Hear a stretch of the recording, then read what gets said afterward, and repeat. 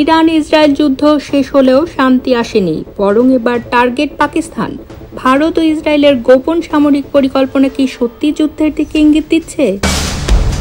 2017 সালে মোদির ঐতিহাসিক ইসরায়েল সফরের পর থেকে ভারত ইসরায়েল সম্পর্ক আরও শক্ত হয়।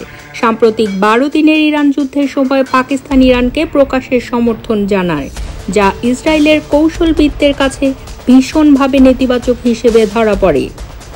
বিশেষজ্ঞরা বলছেন, পাকিস্তানের পরমাণু সক্ষমতা ইসরায়েলের জন্য উদ্বেগের কারণ হয়ে দাঁড়িয়েছে।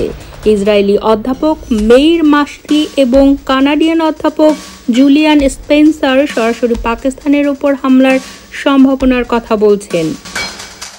ভারত ও ইসরায়েল যৌথভাবে তৈরি করেছে হারমিস 900 ড্রোন, যা ইরানে ব্যবহার করেও সফল প্রমাণিত হয়। 2025 সালের মে মাসে ভারত পাকিস্তানের বিরুদ্ধে এসব ড্রোন ব্যবহার করে, কিন্তু পাকিস্তান 4টি রাফায়েল জেট সহ 7টি বিমান ভূপাতিত করে।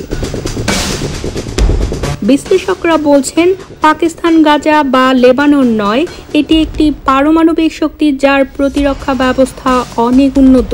ভারত ও ইসরায়েল যদি ভুল সিদ্ধান্ত নেয়, তবে এই সংঘাত হতে পারে ভয়াবহ ও বৈশ্বিক মাত্রায়।